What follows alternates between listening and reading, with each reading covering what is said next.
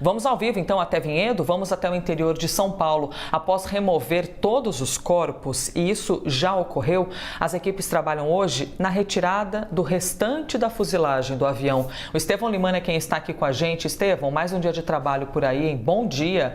E já quero começar te perguntando sobre essa divisão que eles fazem de retirada. Até ontem mesmo nós ouvimos um representante do Corpo de Bombeiros, você o ouviu e ele explicava, né, que algumas coisas que não são tão pesadas, os bombeiros eventualmente conseguiam colocar num canto, já retirar ali, pelo menos para a retirada dos corpos. Mas tem peças que são muito pesadas, né, Estevão, que precisam de equipamentos. Precisam sim, principalmente os motores, né, Elise, que são bastante pesados. Um bom dia para você, um bom dia a todos que acompanham a gente aqui no Newsroom nesta manhã de domingo. Elise, eu falo aqui bem em frente ao condomínio, né, onde esse acidente ocorreu, condomínio residencial Recanto Florido. Vocês podem ver que a movimentação está muito mais tranquila do que nesses últimos dias.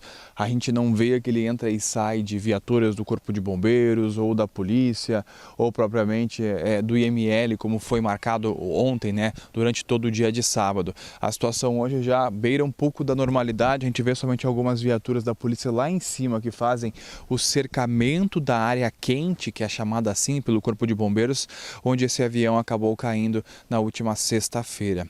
Elisa, você mencionava o trabalho, né, que é realizado para a retirada do que sobrou, né, deste avião. Esse trabalho ele foi realizado em partes pelo Corpo de Bombeiros. Ontem nós tivemos essa informação de que os motores conseguiram ser separados da fuselagem do avião. Motores bastante pesados, com a ajuda de um guindaste, eles foram içados e colocados em uma área de melhor acesso. Os dois motores do avião que ficam, né, juntamente às asas, né, ficavam juntamente às asas com as hélices. Esses motores foram colocados nesse local.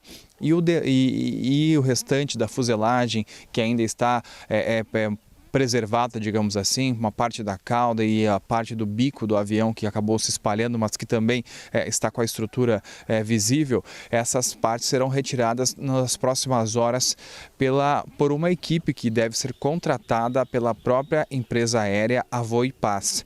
De acordo ainda com o Corpo de Bombeiros, esse é um protocolo padrão que acontece em qualquer tipo de acidente aéreo em que a dona, né, deste avião, a companhia aérea, é a responsável por vir e retirar todos os destroços, né, que ainda sobraram após um acidente aéreo. Essa operação não está acontecendo neste momento. A gente sabe que essa é uma área bastante residencial, muito tranquila, com muitos moradores aqui.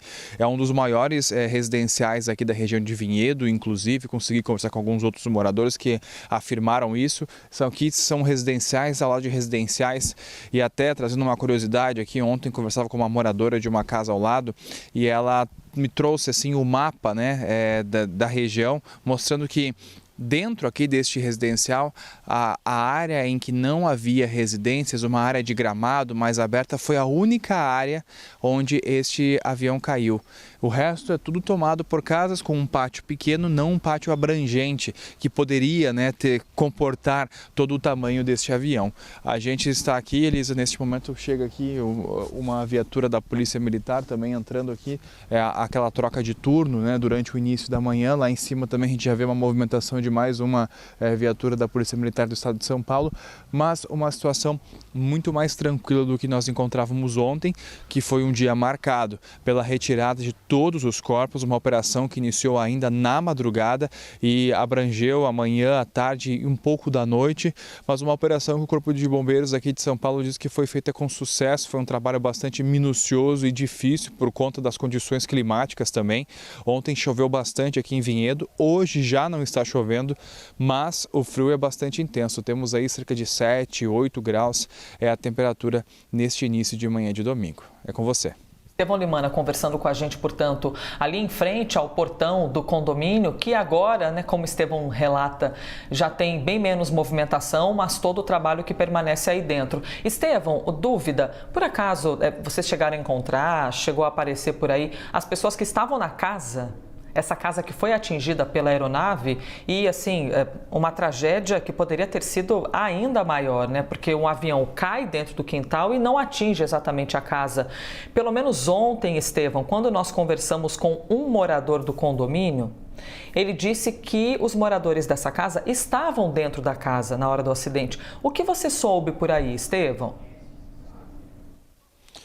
Sim, Elisa, esses moradores estavam na casa no momento do acidente, mas como pegou uma área, digamos assim, mais de festas essa casa, não tinha gente no momento e acabou também não comprometendo a estrutura interna.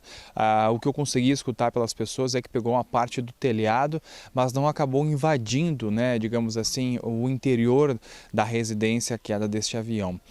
Inclusive, esses moradores, eles foram orientados a deixar esta casa, eles saíram de casa, não estão por aqui, e essas casas que acabaram sendo desocupadas ou algumas áreas externas um pouco maiores, elas foram cedidas para o trabalho dos postos de comando do Corpo de Bombeiros, da Polícia Militar e também para poder abrigar alguns equipamentos, né, que não podem ficar sob o mau tempo. Porque a gente imagina assim, existe um trabalho muito grande lá dentro, existia, né, principalmente ontem, 50, 60 pessoas trabalhando e era necessário ter uns espaços para montar toda a logística e realizar a organização de cada ação, tentar mapear, anotar e divulgar essas informações. Por isso, alguns moradores acabaram até cedendo, né, suas residências e parte das casas para que isso acontecesse. Sem contar também o espaço necessário para que os policiais e os bombeiros pudessem ir ao banheiro, fazer uma refeição, já que eles ficavam aqui por 12, 14 horas até acontecer a troca de turno aqui nesse residencial. Elisa, ontem também a gente ficava por aqui e tentava conversar com alguns moradores que estavam aqui dentro do condomínio, mas eles também foram orientados a não saírem nem entrarem, né? Ficarem em casa justamente pela intensidade do movimento e entrada e saída de viaturas das forças policiais, das forças de salvamento também, e para tentar também não que nenhuma informação mais, digamos assim, mais sensível fosse passada, né? Já que a gente estava falando, né, de vidas de pessoas, né, de um trabalho de retirada de corpos, algo bastante difícil e que envolve muita responsabilidade, né, com as pessoas e principalmente com as famílias que ficaram enlutadas.